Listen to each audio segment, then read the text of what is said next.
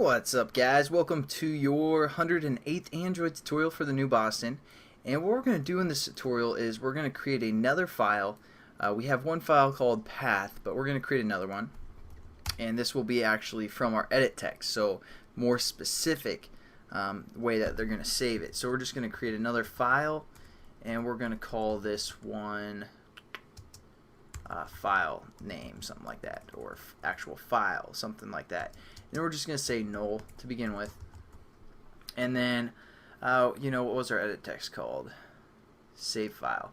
So now we're just going to, within our actual save button, we're going to set this file up equal to basically our edit text. So we're going to create a string to kind of convert our edit text into a string.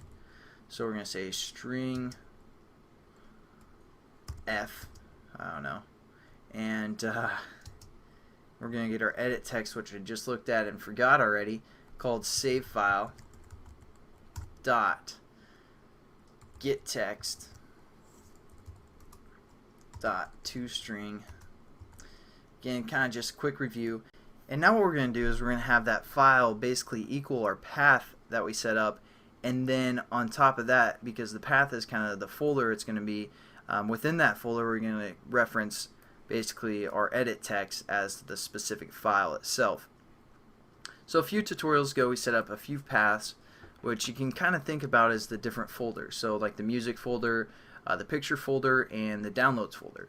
So we need our file to kind of reference which folder it is and then which specific path it is. So what we're going to do here is basically say our file and say equal to new file, and we're familiar with just a string reference of some sort, something like that, but we want to also refer to our path. So there's another file constructor that we can use that takes two parameters. One for basically, you can think of the path or the folder, however you guys want to think about it, and then for the second parameter, the actual specific whatever .jpeg or something like that, PNG. So since we're using our our F here for our actual edit text, we're just going to say F here. So that's going to create a file for us in, again, our path location with the specific file name from our edit text. Pretty simple for the most part. And now what we want to do is, again, we're going to kind of check to make sure we can read and write everything. And we've done that up here a few tutorials ago with the state. We get the state and all that good stuff. So what we're going to do is we're actually just going to say create a new method called check state, something like that, and it's going to say, hey, I don't know what that is, create method, and then we're just going to copy all this stuff here, or cut it I should say, and then paste it within that check state method that we just created, which is right here. So Control V, that's going to check everything, update both our edit text or our text views and also our Boolean values. So now what we can do within our save file again is make sure everything's can read and write. So whoops, we could either do that or we can just use our method that we just created. So we're just going to say check state, and that's going to update everything for us. And then we're just going to say if we can W, which is can read, equals can write, or I'm sorry, can write can equals can read equals true, we can read and write, right? And within here is where we're actually going to kind of do everything. So before we use file input streams and file output streams, but this time, since we actually have a file set up, we're just going to use InputStream and OutputStream. So what we're going to do is create an InputStream, InputStream called is equals, and we're just going to get a picture. We're going to save a picture no matter what file path we're using, whether it be the music, whatever. We're going to save a picture to that file. So if you guys download the application and use this activity, you might want to check your folders and see if there's actually a picture in there. So we're going to do get resources, which is going to refer to our resource folder, and then we're going to say open raw resources. I think we've done this before, and then just start whatever we want to save. So r.drawable dot let's say green ball.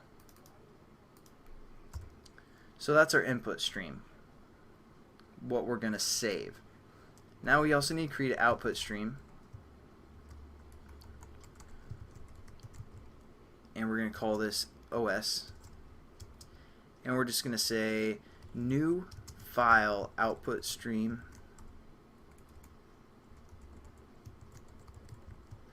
and we're going to refer to our file that we set up right here. So we're going to say file. Then we just got to import both our file output stream and our file and our output stream. And again, we're going to have to surround this with a try and catch. So let's open up our try brackets a little bit more and just throw our input stream in there as well. What we need to do again is set up a byte array that's going to kind of read all of our data for us. So we're just going to set up a byte array, call it data, and this is going to be equal to new byte array.